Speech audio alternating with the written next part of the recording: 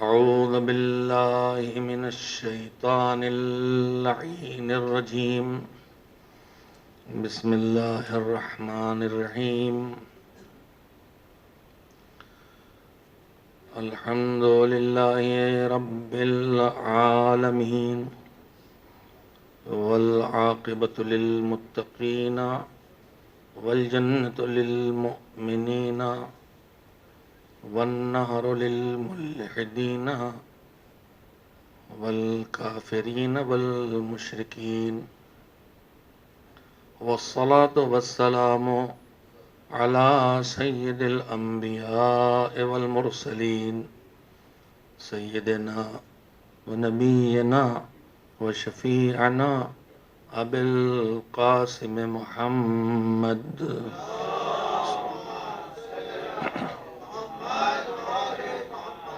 وآله الطيبين الطاهرين المعصومين المظلومين، واللعنة الدائمة الباقية على أعدائهم أجمعين من الآن إلى يوم الدين.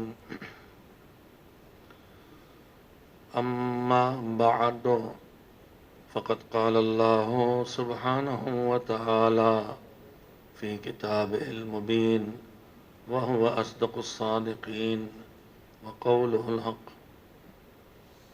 بسم الله الرحمن الرحيم. والمؤمنون والمؤمنات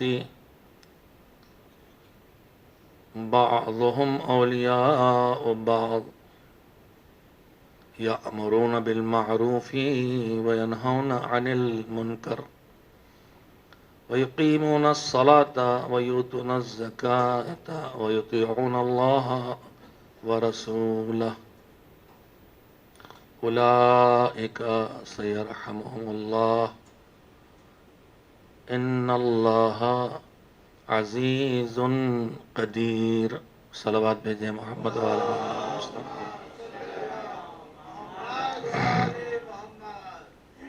حسینی سماج کی تشکیل میں، یعنی وہ سوسائٹی انسانی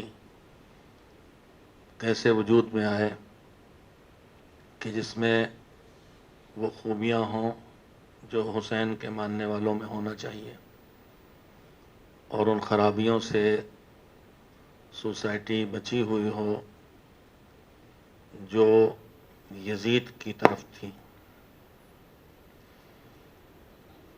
اس سوسائٹی کو وجود میں لانے کے لیے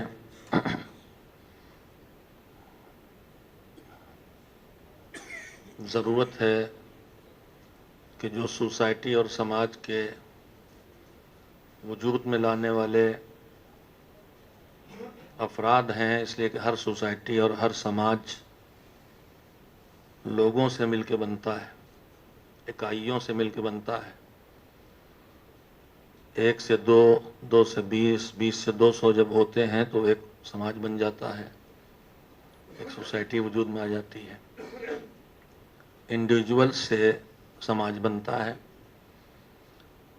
اور تباہی ہو، بربادی ہو، یا ترقی ہو اور کامیابی ہو، ان دونوں میں ایک ایک انسان بھی ذمہ دار ہوتا ہے اور سماج بھی ذمہ دار ہوتا ہے. سماج کی طاقت بہت بڑی طاقت ہوتی ہے جو انڈیویجولز کو اپنے دباؤ میں لے کے اپنا جیسا بنا لیتی ہے.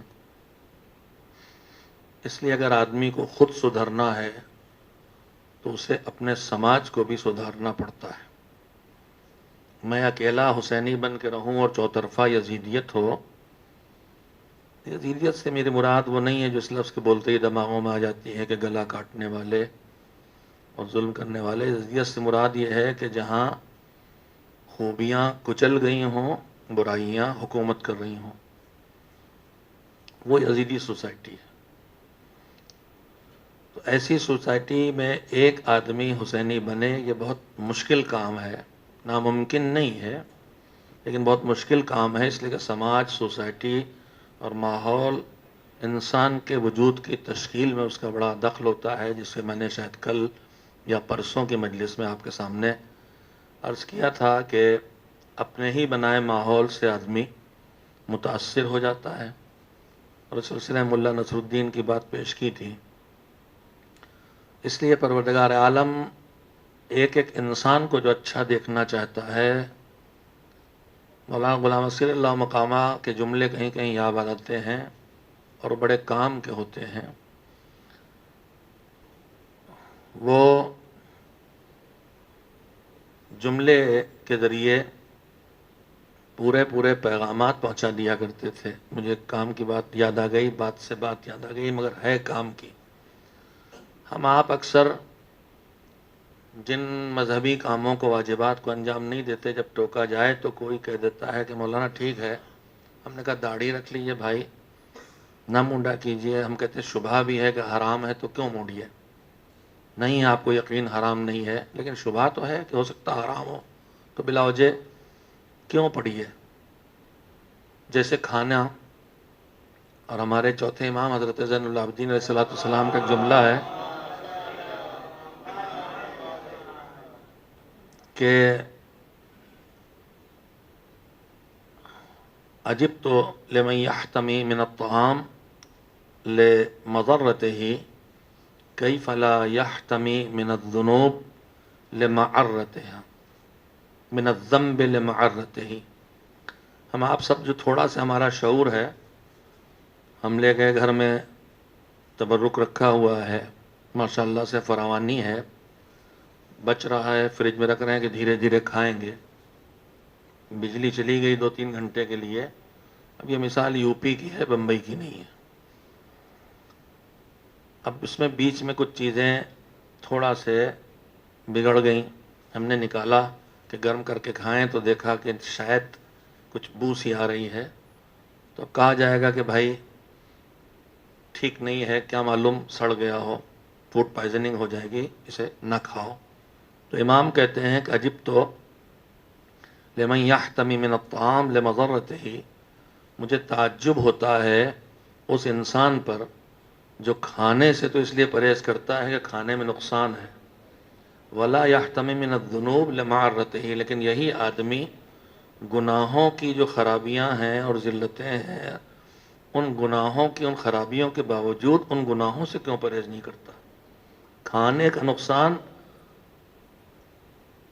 چھوٹا ہے، وقتی ہے، قابل علاج ہے، لیکن گناہوں کا نقصان تو اتنا بڑا خطرناک بھی ہو سکتا ہے کہ گناہ ایمان چھین کے چلے جائیں، ساری نیکیاں چھین کے چلے جائیں، دنیا کی زندگی کو چھین کے آخرت کو برباد کر دیں. تو امام نے فرمایا، تو ہم لوگ تعویلیں کرتے ہیں. ہم نے کہا داڑھی رکھ لیجئے، نیچرلی لوگ بیٹھیں گے انشاءاللہ، ہم بٹھاتے رہیں گے، آپ خالی باہر سے بھیجتے رہیے، بس یہاں لوگ بیٹھتے رہیں گے. نہیں، ہم بٹھاتے رہیں گے. ایک صلوات بھیجے محمد والا.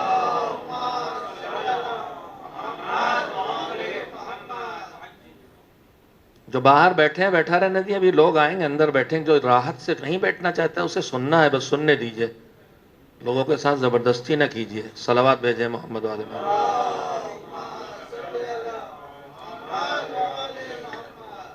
تو ان تعویلوں میں جو ہم نے کہا بھائی داڑھی رکھ لی ہے، انہوں نے کہا کہ بھائی مولانا جب اس کے لائق ہو جائیں گے تب رکھیں گے. اب لائق ہو جائیں کیا مطلب ہے؟ مطلب یہ ہے کہ کہا جاتا ہے کہ داڑھی کے آڑ میں شکار بہت کرتے ہیں. داڑھی رکھ لی، اچھا آدمی سمجھے گئے، کسی کو فریب دے دیا، کسی کو دھوکہ دے دیا. تو جب اس لائق ہو گئے جائیں گے، جب یہ سب چھوڑ دیں گے تب کریں گے. تو اس کا جواب بھی سن لیجئے. مولانا غلام اصغری کے استاد تھے علامہ عادل اختر. ہم اسٹوڈنٹس میں بھی کبھی کبھی کچھ ہوتے ہیں کہ وہ ہمارے احتیاط کے اس لائق نہیں کہ ہم نماز میں آگے کھڑے ہوں، اس لیے کہ ہم اپنے نفس کو جانتے ہیں، گناہ کبیرہ سے نہیں بچ پا رہے ہیں. تو ان سے جب کوئی کہتا تھا کہ کہا نماز پڑھاؤ، ان کا نماز پڑھانے لائق ہو جائیں گے تب پڑھائیں گے. تو وہ کہتے تھے کہ پڑھاؤ تاکہ اس کے لائق ہو جاؤ. جب آدمی ذمہ داری لیتا ہے تو اس لائق اسے بننا ہی پڑتا ہے. جب اپنے پیروں پہ کھڑے ہو جائیں گے تب شادی کریں گے. ہم کہتے ہیں شادی کر لو تاکہ پیروں پہ کھڑے ہو جاؤ. اسی طرح سے طلبہ ہوتے ہیں کہ وہ لباس، ہم شیروانی ابھی نہیں پہنے مول صاحب، اس لائق ہو جائیں اس لباس کے، اس لباس کو پہن کے پھر ایسا کریں کہ جو بے عزتی ہو. تو پھر وہ کہتے تھے کہ پہنیے تاکہ اس لائق ہو جائیے. تو میں بھی یہی کہوں گا کہ بھائی کوالٹی کے بہانے سے پیچھے نہ ہٹیے, داڑھی رکھیں, تب جب اس لائق ہو جائیں گے رکھ لیجئے تاکہ اس لائق ہو جائیے. اسی میں ہم نے کہا نماز پڑھیے, کیا کریں غلام عسکری اللہ مقام سے, کیا کریں نماز پڑھ کے, کیا ہوا؟ ارے اس نماز کس کام کی ہے؟ ہوا کیا؟ کہا دنیا بھر کی ہر بھولی بات تو اسی نماز میں آتی ہے, سب دنیا جہان کے بھولے کام, اچھا یہ حقائق بھی ہیں, ہر بات اسی نماز میں یاد آتی ہے. تو ایسی نماز جس میں دماغ 1 منٹ کے لیے اللہ کی بارگاہ میں حاضر نہیں ہوتا, کیا کریں اس کو پڑھ کے؟ سنیے ان کا جملہ, انہوں نے کیا کہا حضور کہ ہر بھولی چیز اس میں یاد آتی ہے, کیا کریں ایسی نماز پڑھ کے بیکار. تو اللہ مقامہ مولانا عسکری نے کہا کہ بھائی اسی لیے تو کہہ رہے ہیں پڑھتے رہیے, جب ہر بھولی بات یاد آ جاتی ہے تو ایک دن بھولا ہوا خدا بھی اسی نماز میں یاد آ جائے گا. اچھا یہ حقیقت بھی ہے, ان کے جملے معصومین کے ارشادات کی روشنی میں تھے. مولا علی امیر المومنین حضرت علی بن ابی طالب علیہ السلام کا جملہ ہے, امام نے فرمایا تم کچھ چیزیں ایسی چاہو گی جس سٹینڈرڈ اور جس کوالٹی اور جس معیار کی نہ ملیں گی. 5-6 چیزیں گنائی, 3-4 مجھے برجستہ یاد ہیں, لیکن بہت باتیں آپ سے کہنا ہے اور آخری مجلس ہے اس لیے صرف مربوط بات کہوں گا. انہوں نے کہا کہ تم ایسا عالم تلاش کرو گے, عالم مطلب مولانا صاحب حجت الاسلام آیت اللہ امامہ ابا قبا شیروانی نہیں. بھائی جو جہاں بیٹھے رہنے دو میاں, جہاں جگہ ہو آپ بیٹھ جاؤ, ایک صلوات بھیجیں محمد. اگر آپ کہیں تو میں مجلس نہ پڑھوں, معاف کیجئے گا, میں ڈسٹرب ہوتا ہوں, میں ڈسٹرب ہو رہا ہوں یہاں مسلسل آمد و رفت سے. اب جو مناسب سمجھے کریں. آپ کہیں میں مجلس پڑھنا چھوڑ دوں, اتنی جلدی ناراض ہوا جاتا ہے؟ مجلس ہو رہی ہے, وہ جہاں بیٹھے تھے بیٹھا رہنے دیجیے.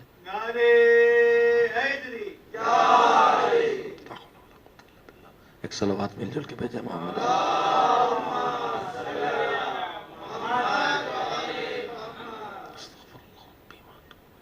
ایک صلوات اور بھیجے محمد.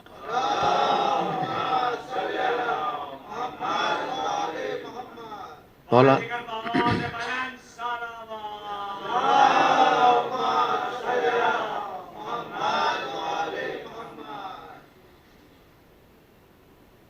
مولا نے کہا کہ تم جیسی چیزیں چاہو گے ویسے تمہیں نہ ملیں گی, جو مل جائے جس معیار کی جس سٹینڈرڈ کی اس پر اکتفا کرو, اسے قبول کرو, جو چاہتے ہو وہ بھی مل جائے گا. یہ ایک بہت بڑا اصول ہے زندگی کا. اس میں امام نے 5-6 چیزیں گنائی ہیں کہ مثلا تم ایسا عالم چاہو گے, اہل علم, جس میں کوئی کمی نہ ہو, کوئی نقص اور کوئی عیب نہ ہو, نہیں ملے گا. لیکن جتنا ڈھونڈ ڈھان کے ٹھیک ٹھاک مل جائے اس پر شکر کرو, جیسا چاہتے ہو ویسے تک پہنچ جاؤ گے. کہا تم ایسا دوست چاہو گے کہ جس میں کوئی کمی نہ ہو, بس تمہارا دوست ہو, کوئی غرض, کوئی عیب, کوئی غصہ گرمی, ہنسی مذاق کچھ نہ کرتا ہو, بس ہر وقت مخلص رہے تمہارا, تو نہ مل پائے گا. مگر ایسی غصہ گرمی کرنے والے دوست بناتے رہو, انشاءاللہ یہی ٹھنڈے ہو جائیں گے, یا کوئی ایسا مل جائے گا جس میں یہ کمیاں نہیں ہوں گی. ہم ان کو مل گئے یا ہمیں مل گئے, دونوں گرم تار ہیں, مل کے ٹھنڈے ہو جاتے ہیں. ایک صلوات بھیجیں وہاں.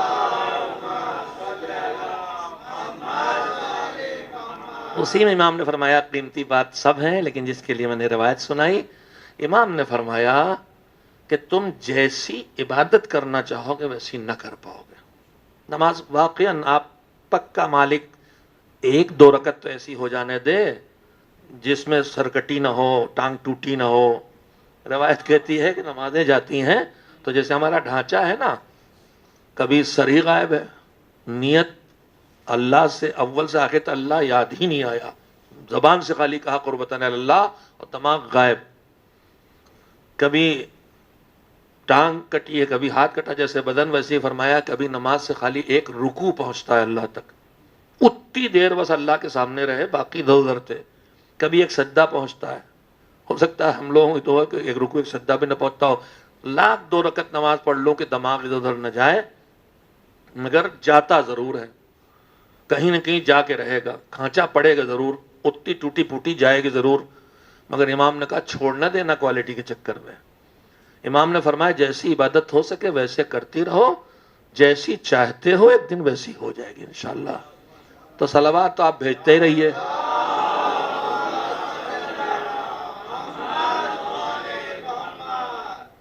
جیسی چاہتے ہیں ویسی نہ صحیح، لیکن اس سے زوردار تو ہو ہی سکتی ہے۔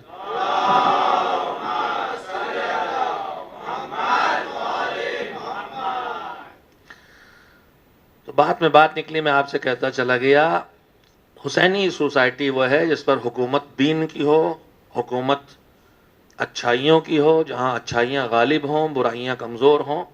اس کا الٹا یزیدی سوسائٹی جس کے وجود میں لانے کے لیے ضرورت ہے ماحول بنانے کی، اس لیے خود کو اچھا بننے سے پہلے اللہ نے وہ فارمولہ بتایا جس میں خود ہی اچھا نہیں بننا، دوسروں کو اچھا بنانا ہے۔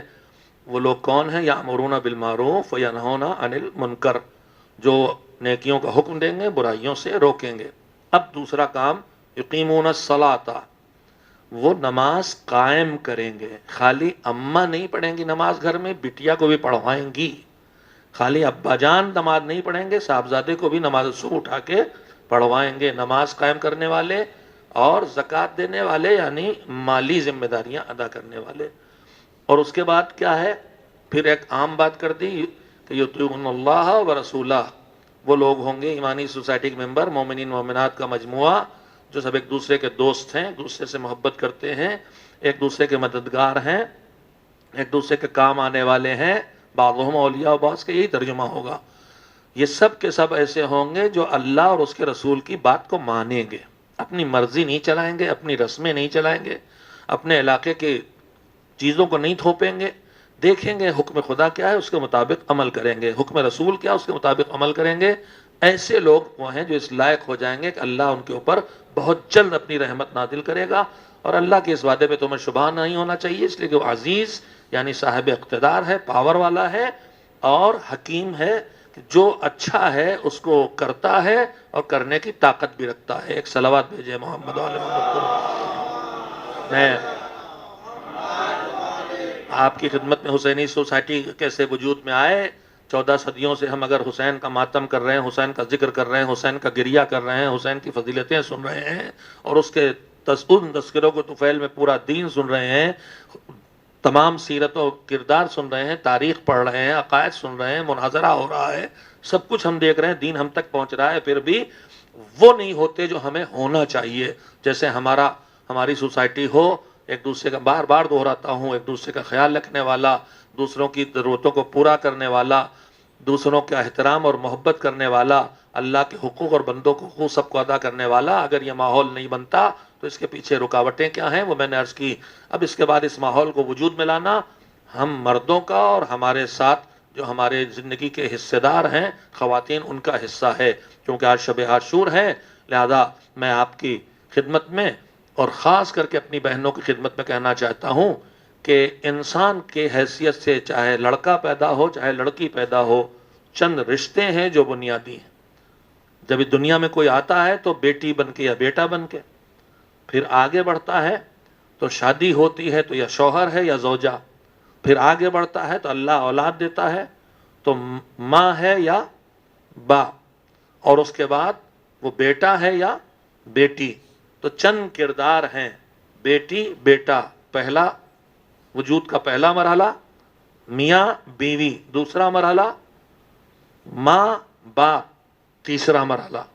اب اس کے بعد اس سے رشتے نکلتے ہیں، سارے رشتے یہیں سے نکلتے ہیں، پھر بھائی بہن کا رشتہ ہے، پھر چچا اور پھوپھی کا، خالہ اور ماموں کا، دادا دانا دادی نانی۔ لیکن ان سارے رشتوں میں جو سب کے سب مقدس ہیں، سب سے مقدس رشتہ ماں باپ کا ہے، اور اس میں بھی مقدس ترین، بے لوث ترین، بے غرض ترین رشتہ ماں کا ہے۔ مگر ان سب سے پاکیزہ ترین رشتہ جو ماں کی محبت کا رشتہ ہے، اور اس کے بعد باپ کی محبت کا رشتہ ہے، اس میں اگر آپ غور کریں ان سارے رشتوں کی بنیاد کون سا رشتہ ہے؟ پہلے آدمی انسان لڑکے کا رشتہ ہوتا ہے، لڑکا ہو تو باپ چاہیے، ماں چاہیے، لڑکی ہے پہلا وجود، لڑکی ہو تو ماں باپ چاہیے، تو لڑکی سے پہلے ماں باپ چاہیے. ماں باپ کیا فوراً بن گئے ابھی آپ؟ ماں بننے کے لیے، باپ بننے کے لیے رشتہ ازدواج چاہیے. تو سارے مقدس رشتے، بھائی بہن، ماں باپ، چچا پھوپھی، خالہ ماموں، دادا دادی، نانا نانی، یہ سب واپس جاتے جاتے کہاں پہنچتے ہیں؟ اولاد ہے تو ماں باپ چاہیے. ماں باپ بننا ہے تو پہلے میاں بیوی ہوں گے، تب ماں باپ بنیں گے. یعنی ان سارے رشتوں کی جڑ ہے رشتہ ازدواج. اگر شادی نہ ہو تو اولاد نہیں ہوگی، شادی نہ ہو تو کوئی ماں باپ نہیں بنے گا، شادی نہ ہو تو بھائی بہن وجود میں نہیں آئیں گے. تو سارے اللہ کے بنائے رشتے ہیں. اچھا ایک بات اور ہے، یہ سارے رشتے، اولاد ہونا، بیٹا بیٹی ہونا، ماں باپ ہونا، یہ ہمارے اختیار کے نہیں، اللہ کے دی ہوئی. بھائی بہن ہونا اللہ کے اختیار کے رشتے، سارے اس کے بنائے ہیں. لیکن میاں بیوی کا رشتہ کس کا بنایا ہے؟ وہ اللہ کا بنایا نہیں ہے، وہ ہم طے کرتے ہیں. فیصلہ اس کا ہے، اس کے علم میں ہے سب، لیکن اختیار ہمارا ہے. اس کے علم میں ہونا ہمارے اختیار کو نہیں چھین لیتا. اس کو پتا ہے کہ یہ مجلس میں آئیں گے اور وہ مجلس میں نہیں آئیں گے، لیکن اس کے پتا ہونے کی وجہ سے تھوڑا ہی یہ مجلس میں آئے اور وہ مجلس میں نہیں آئے. اس کو جو تقدیر کا لفظ بولا جاتا ہے اور ہم غلط فہمی کا شکار ہو جاتے ہیں کہ اللہ نے لکھ دیا تو وہ ہو کے رہے گا. اللہ نے لکھ دیا اس لیے ہو کے نہیں رہے گا، ہونے والا ہے اس لیے اللہ جانتا ہے تو لکھا ہے. اس کا جاننا ہمارے کام کا سبب نہیں بنتا، اس کو جانتا ہے کہ ہم ایسا کریں گے. بہت باریک بات ہے جو آپ سے کہنا چاہتا ہوں. تقدیر کا مطلب مجبوری نہیں ہے، تقدیر کا مطلب آدمی صاحب اختیار نہیں رہ گیا، ایسا نہیں ہے. تو یہ سارے رشتے کس کے بنائے؟ میری ماں کو میری ماں کس نے بنایا؟ اللہ نے. اس کی گود میں پیدا کیا، اس کے پیٹ میں مجھے پالا اللہ نے. میرے باپ کو میرا باپ کس نے بنایا؟ اللہ نے. کس کا دخل تھا اس کے علاوہ؟ میرا بھائی میری بہن جو دنیا میں آئے ان کو میرا بھائی میرا بہن کس نے بنایا؟ اللہ نے. جتنے رشتے ہیں سب اللہ کے بنائے، مگر میاں بیوی کا رشتہ ہم بناتے ہیں. تو اتنے مقدس رشتوں کا تقدس اس رشتے پر ٹکا ہے جو انسان بناتے ہیں. لہذا ضرورت اس کی ہے کہ جسے پارٹنر اور شریک حیات کہتے ہیں، اس رشتے میں صرف جذباتیت نہ ہو، صرف تمنائیں اور خیالات نفسانی نہ ہو، اس میں وہ پاکیزہ تصورات ہوں کہ ہمیں اس انسانی نسل کو جو آدم سے چلی ہے اسی طرح سے آگے بڑھانا ہے، جہاں ماں کی محبتیں بھی باقی رہیں، باپ کا وقار بھی باقی رہے، بہنوں کی الفت بھی باقی رہے، اور ایک اچھا انسان وجود میں آئے. اس رشتے کو ہوس نفس کی بنیاد پہ قائم نہیں ہونا چاہیے. اس رشتے ازدواج کو انسانیت کو بہترین رخ میں آگے بڑھانے کے لیے وجود میں آنا چاہیے. یہاں سے زندگی شروع ہوتی ہے. اگر ہم سے یہی غلطی ہو گئی اور ہم نے صحیح فیصلہ نہیں لیا اس مرحلے میں، شب عاشور اس سے زیادہ میں بات نہیں کرنا چاہتا، ورنہ آج کل ہمارے یہاں شادی کے رشتے میں جو بنیادیں دیکھی جاتی ہیں، بنیادیں کیا ہوتی ہیں؟ سب سے پہلے شکل دیکھی جاتی ہے، پھر اس کے بعد تعلیم دیکھی جاتی ہے، پھر پیسہ دیکھا جاتا ہے، پھر خاندان دیکھا جاتا ہے. وہی نہیں دیکھا جانا جاتا جو سب سے پہلے دیکھا جانا چاہیے. مجھے یاد آتا ہے، چند فقروں میں کہہ دوں، قاضی ابو مریم نام کے کوئی قاضی ہے بنی عباس کی حکومت میں. ان کا کوئی پڑوسی تھا، مجوسی تھا. انہوں نے ایک دن مجوسی بلوایا، پڑوسی کہا تم سے کچھ مشورہ کرنا. اس نے کہا حضور میری اوقات آپ کو مشورہ کا نہیں، تم میرے پڑوسی ہو اور ہمارے دین نے سکھایا کہ اپنے پڑوسیوں پر بھروسہ کرو اور پڑوسیوں سے اچھے تعلقات رکھو، اور تم کو میں نے ایک بھروسے کا آدمی پایا اس لیے تم سے مشورہ کرنا چاہتا ہوں. اس نے کہا حضور جب آپ نے کہا ہے تو بتائیے، اگرچہ آپ مسلمان میں تو مجوسی ہوں، آتش پرست ہوں، مگر آپ نے کہا ہے تو بتائیے. اچھا ایک بات یہ بھی سن لیجئے، کچھ جگہیں ہیں جہاں کسی طرح کا ایگزمپشن نہیں ہے.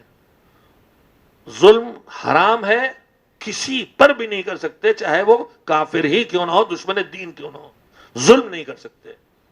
امانت داری واجب ہے، امانت میں خیانت نہیں کر سکتے، چاہے وہ امانت مومن کی نہ ہو، کسی غیر مومن کی ہو، نہیں کر سکتے. ماں باپ کو خوش رکھنا لازمی ہے، چاہے وہ صاحب ایمان نہ ہو، اس میں ایگزمپشن نہیں ہے. انہی میں یہ مسئلہ بھی ہے کہ جب کوئی آپ سے مشورہ مانگے تو چاہے پھر وہ آپ کا دشمن ہی کیوں نہ ہو، آپ کو اس کو صحیح مشورہ دینا پڑے گا اگر آپ مسلمان ہیں.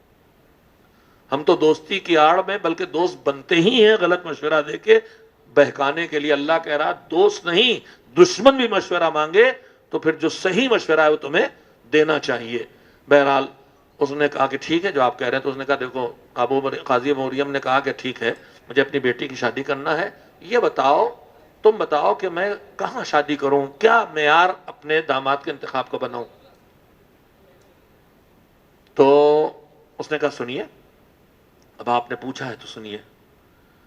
آپ کے پیغمبر جب آئے وہ تو مسلمان نہیں تھا نا, تو اس وقت 3 کلچر تھے 3 حکومتوں کی شکل میں. ایک عرب کلچر تھا, عرب حکومت تھی, یمن سے لے کے اور پورے سعودی عرب جو آج سعودی عرب پورا علاقہ عرب کلچر تھا. یہاں شادی کا ایک ہی معیار تھا, خاندان, قبیلے کی جنگ تھی. وہاں کون اونچا ہے, ہم اپنے قبیلے میں کریں گے. جو آج کل ہمارے ملک میں بھی گوت کہتے ہیں شاید اس کو, اس گوت میں اس گوت میں, اور وہ ہمارے بیچ میں بھی ہے. ہڈی دیکھتے ہیں ہم, ان کی ہڈی کمزور ہے. کیا مطلب؟ ان کی نسل میں ایک نسل وہ آئی ہے جس میں ماں سیدانی نہیں تھی. اچھا تو کیا ہو گیا؟ ائمہ طاہرین کی پوری فہرست بنا کے دیکھ لیجئے. 1-2 شہزادے امام ہیں جن کی ماں سیدہ ہیں, اور اس کے بعد ایک امام ہے جن کی ماں سیدانی ہے. 5ویں امام کی والدہ گرامی فاطمہ بنت حسن علیہ السلام ہے. اس کے بعد سیرہ ائمہ کی والدات کی آپ پڑھ لیجئے سیرت تاریخ, کوئی ایران سے ہے, کوئی حبشہ سے ہے, کوئی کہیں سے ہے. معیار تقوی اور کردار ہے. اس دور میں ان سے بہتر خاتون کوئی نہیں تھی. نسل مسئلہ نہیں ہے, ان سے بہتر خاتون کوئی نہیں تھی. اگر ہمیں ہڈی دیکھی جاتی ہے اور لڑکیاں بیٹھی رہ جاتی ہیں, خاص کر کے ہمارے سادات کرام میں, اور اس کے بعد کچھ تھوڑا بہت خان صاحب حضرات میں, سب چیزیں بہت مسائل ہیں. لڑکیاں بیٹھی رہ جاتی ہیں, رشتے نہیں ہوتے, اور پھر رشتے نہ ہونے کے نتائج, عمر بڑھنے کے جو خراب نتائج ہیں وہ بھی سامنے آتے ہیں. اس سے زیادہ تشریح نہیں کروں گا. کہا ایک تو عرب کلچر تھا جہاں معیار تھا خاندان قبیلہ, دوسرا روم کا کلچر تھا, یوروپین جسے آج ہم کہتے ہیں, رومی حکومت. ان کے یہاں انہیں خاندان کی فکر نہیں تھی, بس جس کی شکل اچھی لگی اسے بیوی بناؤ. ابھی تک ہوتا رہا ہے, آپ نے دیکھا ہے. ابھی جو برٹن کا حکومت والا خاندان ہے بادشاہوں کا, اس میں بھی ہوا, بس اس کو شکل اچھی لگی بس یہی کریں گے ہم. اور کا تیسرا ایرانی کلچر تھا اس وقت. ان کا معیار نہ شکل کی فکر ہوتی تھی نہ نسل و خاندان کی, بس وہ دیکھتے تھے مال کہاں ہے, جہاں مال وہاں شادی. کا 3 معیار تھے. بڑی قیمتی بات یاد آ گئی, سنا دے رہا ہوں. 3 معیار تھے. ایک معیار عربوں کا خاندان, ایک معیار رومی یوروپین شکل حسن, ایک معیار ایرانی پیسہ. کا تمہارے پیغمبر آئے تو انہوں نے ان میں سے کسی کو اسٹینڈرڈ نہیں بنایا. انہوں نے نہ پیسے کو اسٹینڈرڈ بنایا, نہ خاندان کو, نہ شکل و صورت کو.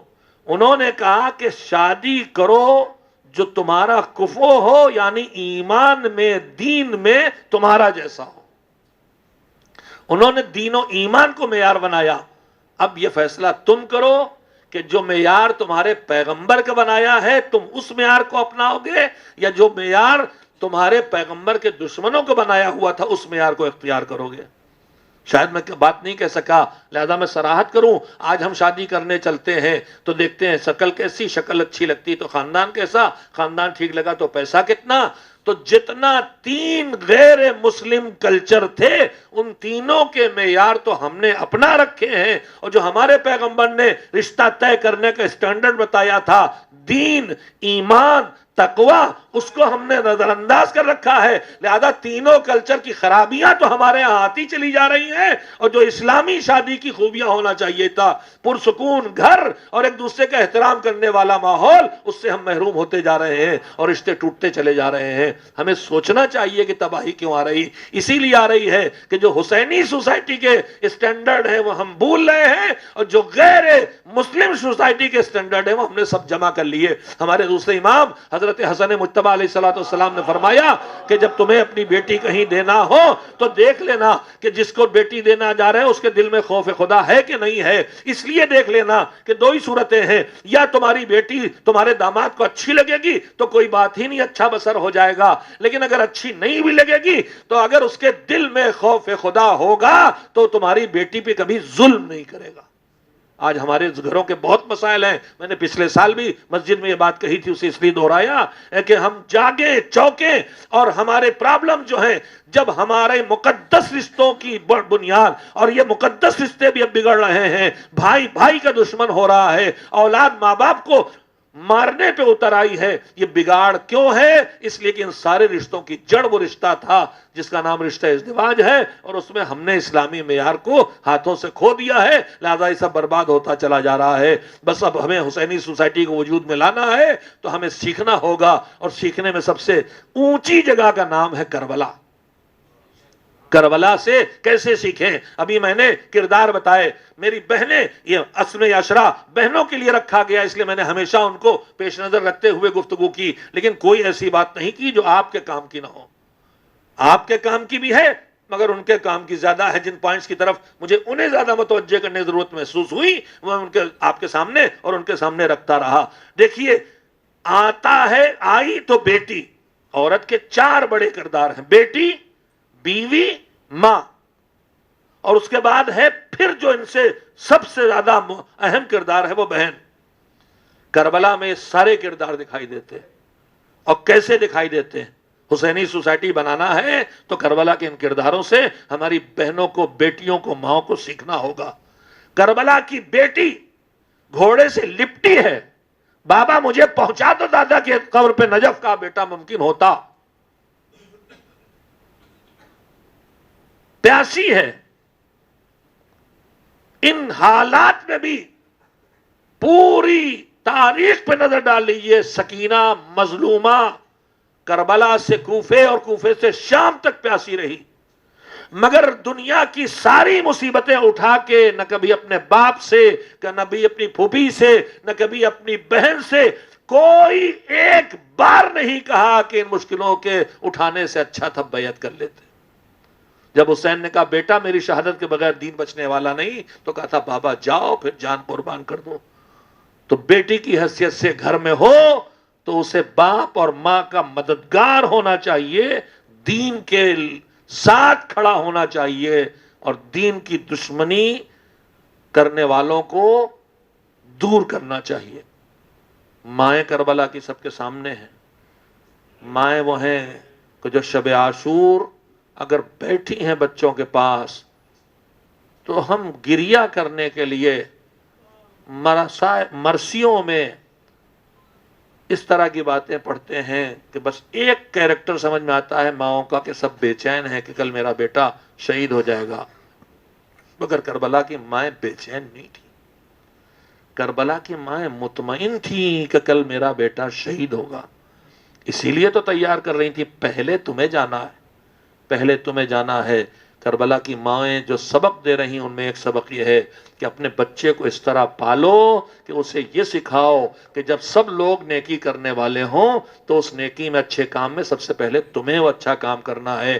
آزاداری میں، ماتم میں آگے کھڑے ہونا ہے، نوحے میں آگے کھڑا ہونا ہے، مجلس سننے میں آگے ممبر کے پاس بیٹھنا ہے، جماعت میں پہلے صف میں جانا ہے. کربلا کی مائیں یہی سکھا رہی تھیں کہ میرے بچوں تم نے دودھ پیا ہے تو سب سے پہلے تم جان قربان کرنا، یعنی نیکی میں آگے بڑھنے کی تربیت دے رہی تھی کربلا کی مائیں. کربلا کی بیویاں، کسی کی کوئی فرمائش سامنے نہیں آتی، اگر سامنے آتی ہے چاہے وہ زہیرین کی زوجہ کی فرمائش ہو چاہے وہب کی. ابھی میں نے آپ کے سامنے پڑھا تھا وہب نو مسلم بھی تھے اور ابھی نئی شادی ہوئی تھی، اور بعض روایات سے ایسا محسوس ہوتا ہے کہ عقد ہوا تھا، ہماری زبان میں جسے رخصتی کہتے ہیں، رخصتی نہیں ہوئی تھی. یعنی دونوں ایک دوسرے کے ساتھ زندگی انہوں نے ابھی ازدواجی بسر نہیں کی تھی. بعض روایات سے ایسا بھی محسوس ہوتا ہے. مگر جب وہاب جانے لگے ماں بھیج رہی تھی، اور ماں اس طرح بھیج رہی تھی کہ راضی نہیں تھی کہ زخموں سے چور ہاتھ کٹا کے آئے ہو تو اب ہم خوش ہو جائیں. کہا نہیں، جب تک جان نہیں دے دو گے اپنی حسین پر ہم خوش نہیں ہوں گے. یہ مائیں یہ سبق کیا دے رہی ہیں؟ اپنے بچوں کو اس طرح پالو کہ اس کے اندر یہ جذبہ آ جائے کہ تمہیں دین کے لیے جان بھی دینا پڑے تو دے دینا، گریز نہ کرنا. بیوی کیا کہہ رہی تھی؟ بیویاں ہمارے معاشرے میں بہت فرمائشیں کرتے، روایات کہتی ہیں کہ بہترین بیوی وہ ہوتی ہے جو اپنے شوہر سے فرمائشیں نہ کرے، اور بہترین شوہر وہ ہے جو بغیر بیوی کے کہے اس کی زندگی کو بہتر سے بہتر سہولتیں فراہم کرے. میں اس وقت اس موضوعات پہ بات نہیں کر سکتا. وہب جوان زوجہ ہے، شوہر جا رہا ہے مرنے کے لیے، تو فرمائش کیا کی؟ مجھے شہزادے اپنے امام کے خیمے تک لے چلو. اور وہاں کاہے کی فرمائش ہے؟ بس ایک فرمائش، کہے وہب ہیں میرے شوہر ہیں، یہ جنت جائیں گے، شہید ہو جائیں گے، جنت چلے جائیں گے. فرمائش کیا ہے شوہر سے؟ فرمائش صرف اتنی نہیں کہا کہ تم مجھے چھوڑ کے جا رہے ہو، میرے کھانے کا کیا بندوبست کیا، میرے گھر کا کیا بندوبست کیا، میری زندگی کیسے بسر ہوگی، میرے لیے کچھ کر کے جاؤ. کیا کہا؟ فکر آخرت تھی. کا مولا یہ مرد ہیں، جہاد کریں گے، شہید ہوں گے، جنت چلے جائیں گے. آپ ضمانت لیجئے کہ وہب مجھے لیے بغیر جنت نہیں جائیں گے. یعنی فرمائش ہے تو آخرت کی فرمائش ہے، فکر ہے تو آخرت کی فکر ہے، اور دنیا کی فکر بھی ہے تو خالی اس کی فکر ہے کہ ہماری بے عزتی نہ ہو. کا ایک فرمائش اور ہے، کا وہ کیا؟ کا وہب جا رہے ہیں، آقا ان خیموں میں بھجوا دیجئے جس میں آپ کے اہل حرم ہیں. کیوں؟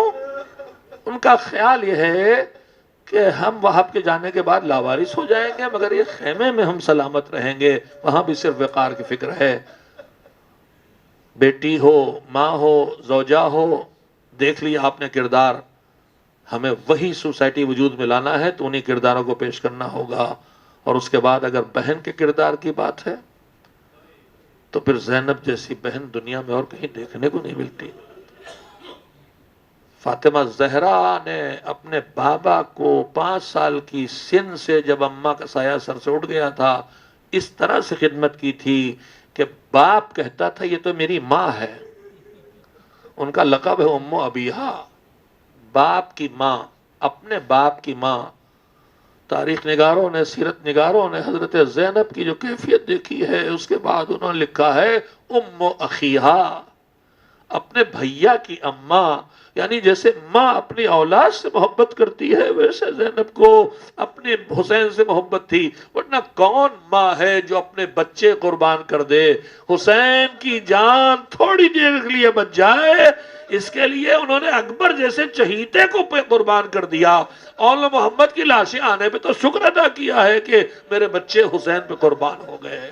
میں نے بہت وقت لے لیا مگر جاتے جاتے کہنا چاہتا ہوں میری بہنوں، تم نے ان ہماری عزادار نسل کو تیار کیا. اگر آج ہم عزادار ہیں، اگر آج منبر پہ میں بیٹھا ہوں، اگر آج نام حسین پہ میرے آنکھوں میں آنسو آتے ہیں، اگر نام علی پہ میرا جذبہ جاگ اٹھتا ہے تو یہ میرے اوپر میری ماں کا احسان ہے پہلے، پھر میرے باپ کا احسان ہے.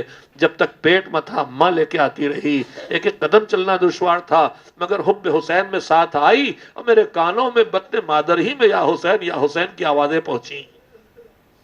اور آج کی تحقیق بتاتی ہے کہ بطن مادر میں بھی بچہ سب کچھ سیکھتا رہتا ہے. ابھی میں نے کہیں فقرہ کہا تھا کہ آج کی جدید ترین تحقیق یہ ہے کہ یو کے میں جو نسلیں میتھس میں کمزور ہو رہی تو انہوں نے حکومت نے طے کیا کہ جن ماؤں کے پیٹ میں بچے ہوں ان ماؤں کو میتھس پڑھائی جائے. اس حد تک بچہ متاثر ہوتا ہے، اس سے اندازہ لگا لیں.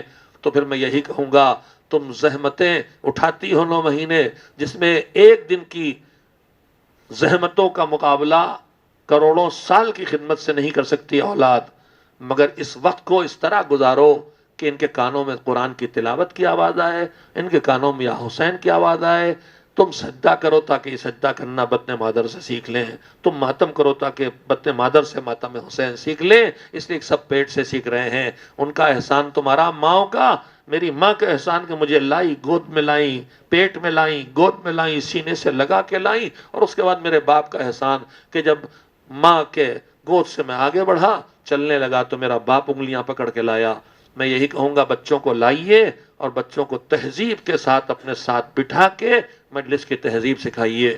انہیں چھوڑ نہ دیجئے کہ وہ کھیلنے لگیں، انہیں ساتھ لا کے بٹھائیے، مگر لانا نہ چھوڑیے گا، ماحول سے نہ کاٹیے گا. ابھی الحمدللہ یہاں کم محسوس ہوا، مگر دنیا میں ہم دیکھتے ہیں جوان بوڑھے آتے ہیں، ادھیڑ عمر کے لوگ آتے ہیں مجلسوں میں، جوان کم آتے ہیں. کیوں؟ اس کی وجہ ہے، ہوتا یہ ہے جب ہمارے ہاں بھی ہونے لگا، ہمارے گھروں میں بچے اسکول جاتے ہیں، ان کا ہوم ورک ہے، کبھی ٹیسٹ ہے، کبھی امتحان ہے. کہا آج 9 محرم کو بچہ نہیں لائے، کہا اس کا پرسوں ٹیسٹ تھا، تیاری کے لیے چھوڑ دیا ہے. تو ہم کوئی ٹیسٹ ہوا محفل میں نہیں لا رہے ہیں، کوئی ایگزام ہونے والا ہے مجلس میں نہیں لا رہے ہیں، شب قدر ہے مگر اگلے دن امتحان ہے لہذا شب قدر میں نہیں لائیں گے. کیوں؟ اس لیے کہ اس کے کچھ نمبر کم ہو جائیں گے اگر لے آئیں، ہو سکتا ہے، یعنی اس کا کچھ نقصان ہو جائے گا دنیا کا. مگر جب ہم ہر موقع پر جب ایک طرف مجلس کو چھوڑ دیتے ہیں نمبروں کے لیے، ایک طرف جشن کو چھوڑ دیتے ہیں ٹیسٹ کی تیاری کے لیے، تو ہمارا موقع پر بچے کو سکھاتے کیا ہیں؟ بچے کو، بہت اہم بات کہہ رہا ہوں، بچے کو سکھاتے ہیں کہ بیٹا جب ایک طرف دین کا معاملہ اور ایک طرف دنیا کا، تو تم دنیا کے معاملے کا خیال رکھنا، دین کے معاملے کا خیال نہ رکھنا. تو ہم اس طرح تربیت دے رہے ہیں کہ دنیا آگے ہے، دین پیچھے ہے. لہذا میں کہوں گا کبھی کبھی ٹیسٹ میں 2 نمبر کم ہو جانے دو مگر انگلی پکڑ کے مجلس میں لے آؤ. کبھی امتحان میں 2 نمبر گھٹ جانے دو، پوزیشن گر جانے دو، مگر عبادتوں میں پکڑ کے لے آؤ، تاکہ بچہ ساری زندگی یہ سیکھے کہ دنیا آگے نہیں ہے، دین آگے ہے. کربلا والوں کا یہ بھی پیغام تھا، جب دنیا اور دین ساتھ ساتھ چل سکے تو دونوں کو اپنائے رکھنا، لیکن جب دنیا دین سے ٹکرا جائے تو پھر دنیا چھوڑ دینا، دین تب بھی نہ چھوٹے. حسین اگر دین چھوڑ دیتے، بیعت کر لیتے، تو ان کی دنیا چھنتی نہ دنیا بڑھ جاتی، مگر انہوں نے پوری دنیا لٹا دی مگر دین کو نہیں چھوڑا، آخرت کو نہیں چھوڑا. بس میں یہیں پہ اپنے پیغامات کو ختم کرتا ہوں. عزادار نسل کی تیار کرنے والی ماؤں کو سلام کہ جنہوں نے حسین کے اس لشکر کو تیار کیا ہے جو انشاءاللہ اگر اس کی صحیح تربیت ہوئی تو یہی حضرت ولی عصر کا لشکر بن جائے گا، جو حسین کے خون کا انتقام لینے کے لیے اذن خدا کا انتظار کر رہے ہیں. عزیزو، یہ شب ہے، شب عاشور، رات کے سناٹے میں حسین کے خیموں سے ایسی تلاوت و دعا و مناجات کی آوازیں آ رہی ہیں، روایات کہتی ہیں دور سے ایسا محسوس ہوتا تھا کہ جیسے شہد کی مکھیاں اپنے چھتے پہ بھن بھنا رہی ہوں. مگر ان ہلکی ہلکی تلاوت کی آوازوں کے درمیان کبھی کسی کمزور بچے کی آواز بھی آتی تھی، العطش العطش، ہائے پیاس، ہائے پیاس، پیاس مارے ڈالتی ہے. رات اسی عالم میں گزری. چاروں طرف انصار حسینی ہیں جو پہرا دے رہے ہیں، خیموں میں بیویاں ہیں اور بچے ہیں ان کے اور جوان ہیں جو جنگ کی تیاری کر رہے ہیں.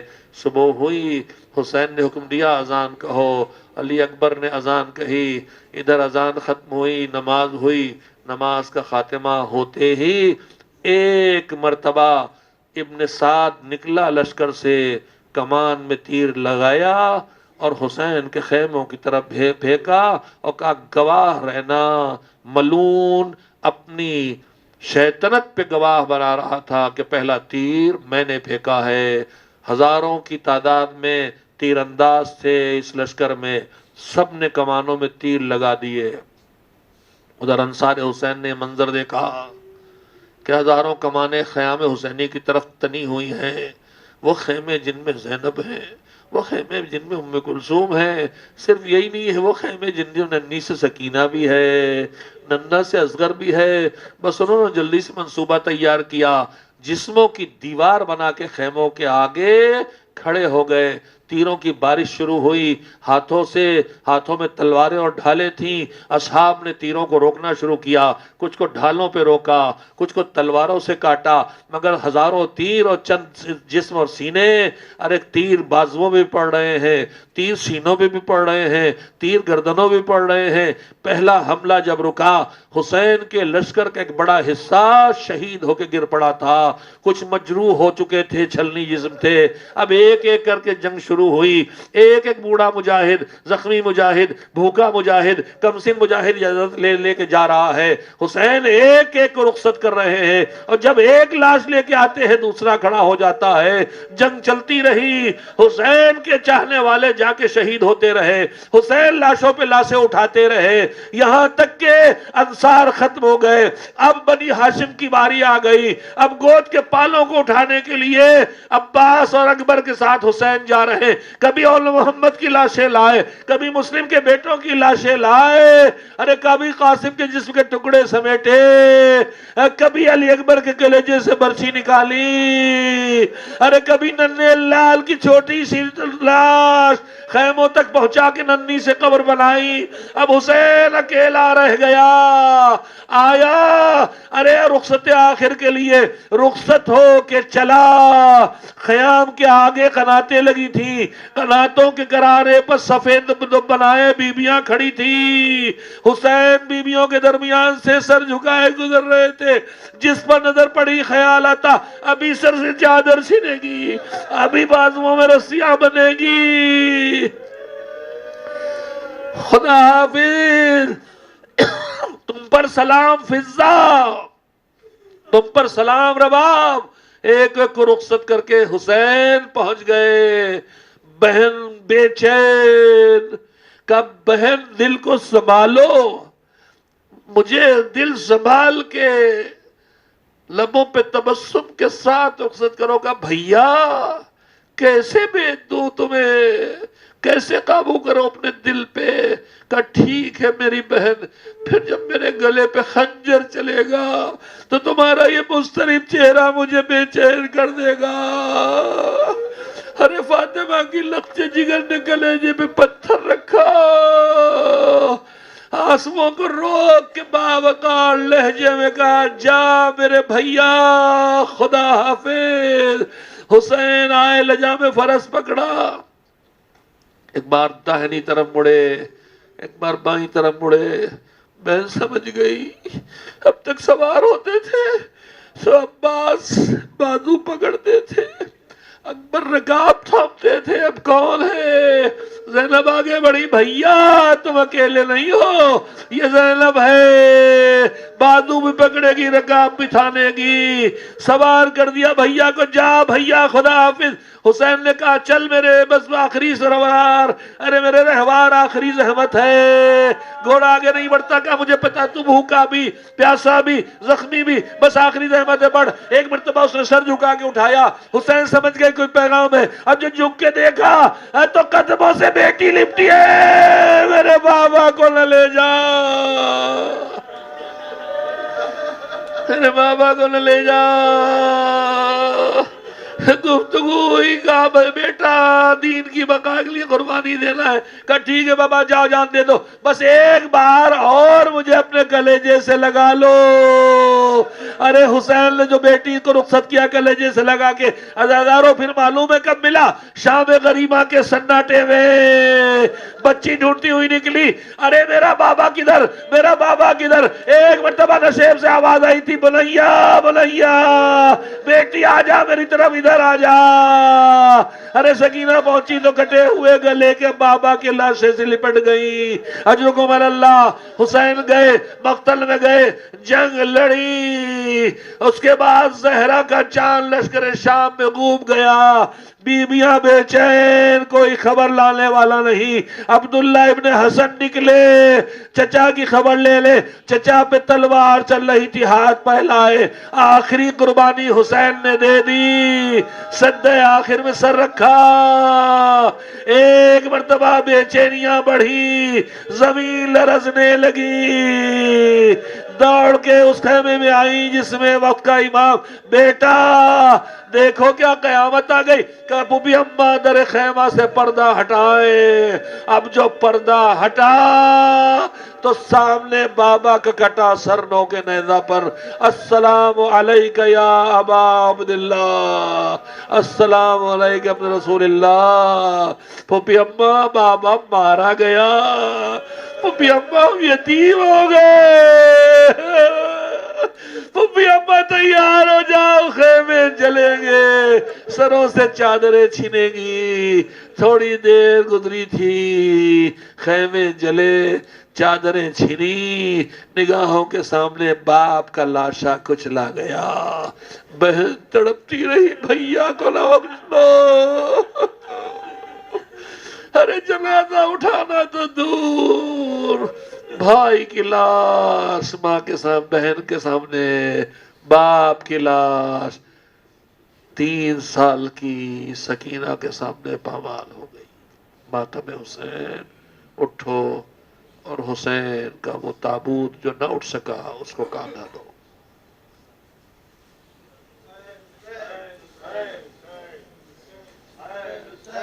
حسین حسین حسین حسین حسین حسین حسین حسین حسین حسین حسین حسین حسین حسین. تپتی ہوئی زمین ہے اور کربلا کا بن ہے. تپتی ہوئی زمین ہے اور کربلا کا بن ہے. مقتل میں شہ کا لاشا بے گور و بے کفن ہے. تپتی ہوئی زمین ہے اور کربلا کا بن ہے. ایمان کی روشنی سے ہونٹوں پہ ہے تباسم. ایمان کی روشنی سے ہونٹوں پہ ہے تباسم. مرنے کی آرزو میں پیاسوں کی انجمن ہے. تپتی ہوئی زمین ہے اور کربلا کا بن ہے. دوڑاؤ اب نہ گھوڑے، للہ رحم خواہو. دوڑاؤ اب نہ گھوڑے، للہ رحم خواہو. زخموں سے ٹکڑے ٹکڑے شبیر کا بدن ہے. تپتی ہوئی زمین ہے اور کربلا کا بن ہے. تپتی ہوئی زمین ہے اور کربلا کا بن ہے. جن بیبیوں کا سایہ خورشید نے نہ دیکھا، ارے جن بیبیوں کا سایہ خورشید نے نہ دیکھا، آج ان کے بازوؤں میں جکڑی ہوئی رسن ہے. تپتی ہوئی زمین ہے اور کربلا کا بن ہے. کہ مقتل میں شہ کا لاشا بے گور و بے کفن ہے. تپتی ہوئی زمین ہے اور کربلا کا بن. ارے غم ان کا کر رہے ہیں، ہم ان کو رو رہے ہیں. غم ان کا کر رہے ہیں، ہم ان کو رو رہے ہیں، جن کے لہو سے تازہ اسلام کا چمن ہے، تپتی ہوئی زمیں ہے اور کربلا کا بن ہے، تپتی ہوئی زمیں ہے اور کربلا کا بن ہے، مقتل میں شہ کا لاشا بے گور بے کفن ہے، تپتی ہوئی زمیں ہے اور کربلا کا بن ہے، تپتی ہوئی زمیں ہے اور کربلا کا بن۔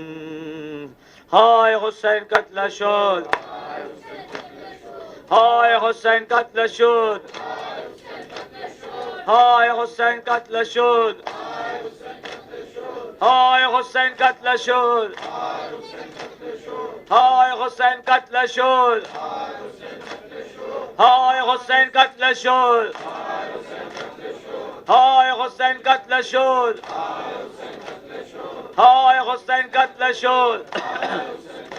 یہ رات شہیدی کی شہادت کی رات ہے، یہ رات شہیدی کی شہادت کی رات ہے، اولاد مصطفیٰ پہ قیامت کی رات ہے، یہ رات شہیدی کی شہادت کی رات ہے، یہ رات شہیدی کی شہادت کی رات ہے، اولاد مصطفیٰ پہ قیامت کی رات ہے، یہ رات شہیدی کی شہادت کی رات ہے، یہ رات شہیدی کی شہادت کی رات ہے، اولاد مصطفیٰ پہ قیامت کی رات ہے، یہ رات شہیدی کی شہادت کی رات ہے، یہ رات شہیدی کی شہادت کی رات ہے، اولاد مصطفیٰ پہ قیامت۔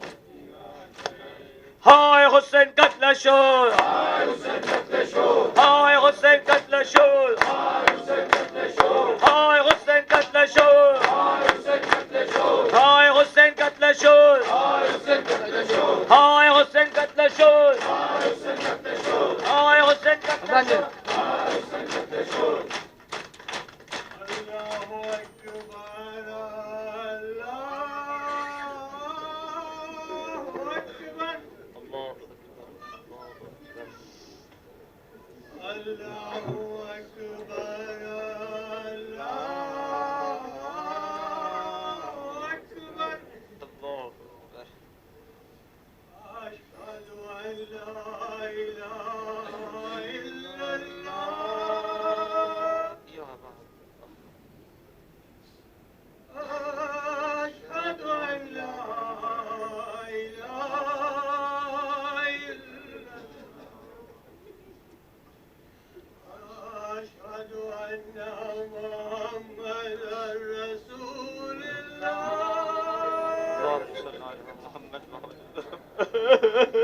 یا رسول اللہ،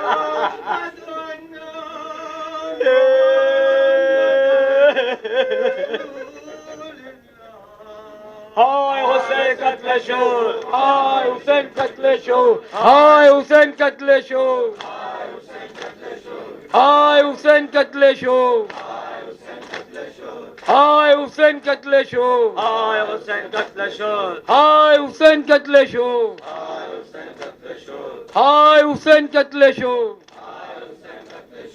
ہائے حسین قتل شد، ہائے حسین قتل شد، ہائے حسین قتل شد۔ لٹ گیا زہرا کا گلشن کربلا